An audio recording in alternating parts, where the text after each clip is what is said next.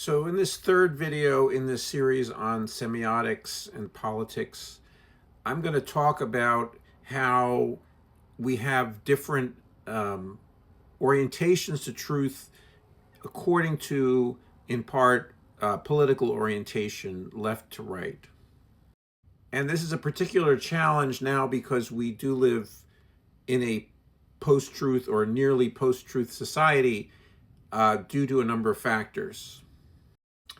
And given that we know the world and communicate with each other and share information via signs, there is an element of uncertainty that we have about whether we know the truth or not based on the network of people and institutions that we use to learn about the world, and also this fundamental issue or problem or feature of humanity in that we use language like the words I'm saying, like the squiggles on this page, so forth and so on, to describe something that I intend.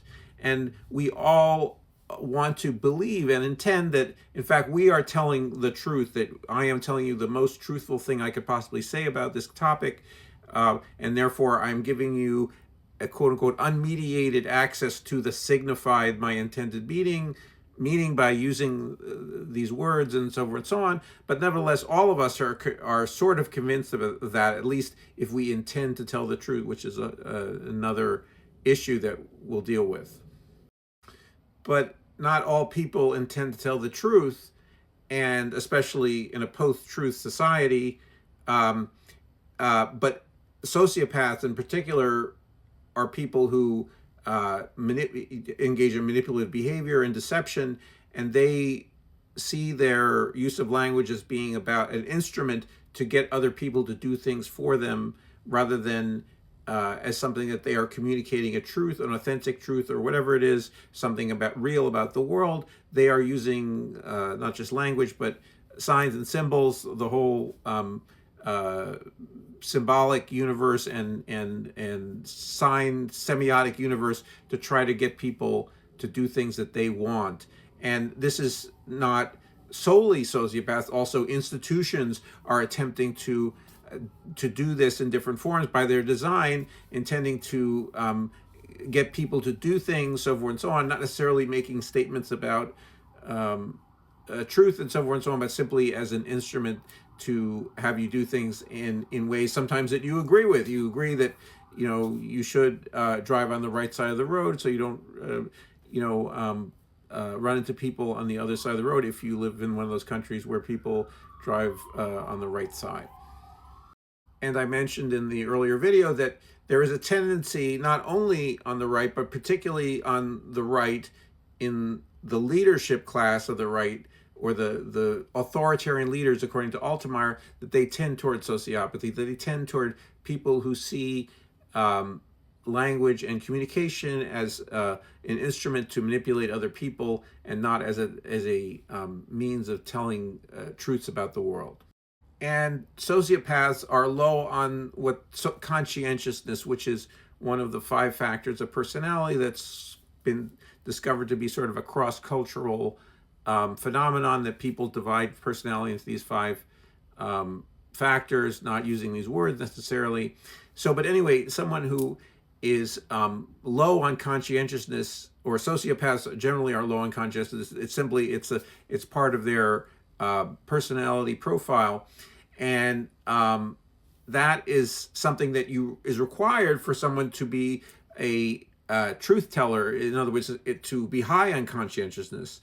So certainly the leaders of the right wing are likely not to be telling the truth and often, and they're using language as this way to massage and create a feeling in the people that they are trying to communicate with, a feeling of fear often, a feeling of hatred, and they are not interested in making representations about reality that are true, and often there is a cooperation with the audience. The audience also is buying in a way to the ideas that they just want to have a good hate. They want to have a good or become lathered up some way and so that they are partly participating in this process of being stirred into a maybe potentially some kind of a doing a pogrom, doing something that is or going out as an ICE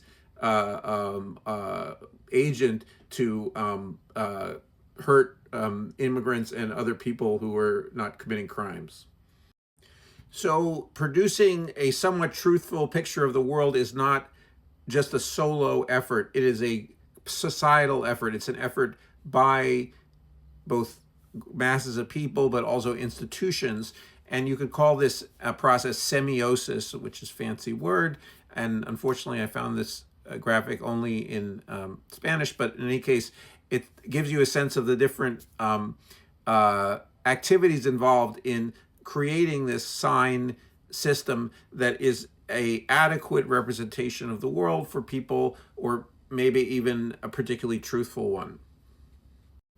And the scientific method is for certain types of representation, certain types of communication, is a process by which the truth is supposed to be approached by the signs that people create, the writings, the scientific papers, and it's a process by which the signs that people make, the actual representations that people make, are matched to a reality, to a signified by usually statistical means, and that is a form of trying to anchor our sign making ability in some kind of representation of reality. Now, it can be corrupted. It's not foolproof. It also has a limited range of applicability, because we need to make often decisions and act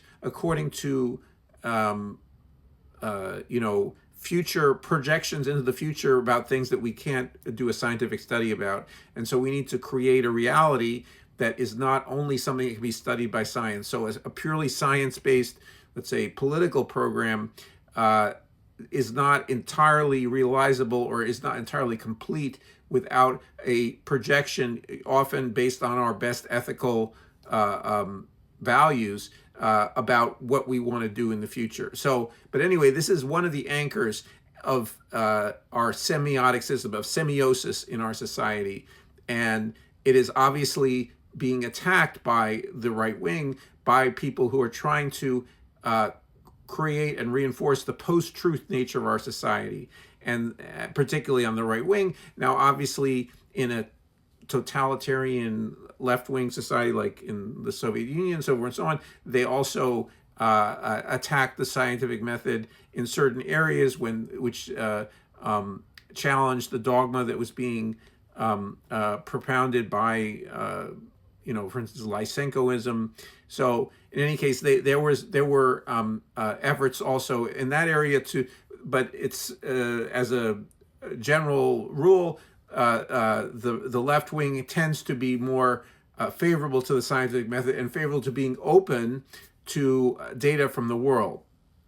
And often people on the left are higher on openness to experience. In a way, probably that's openness to experience is openness to taking your knowledge and understanding and putting it to the test and deciding and being able to put it aside if reality contradicts it. And this is something that conservatives, obviously, but also reactionaries and the radical right is particularly not open to experience. And people who work in the arts and the sciences, so forth and so on, tend to be high on openness to experience. So the process of creating a truthful discourse about society and about reality, about the world, is a large institutional process, as well as an individual commitment.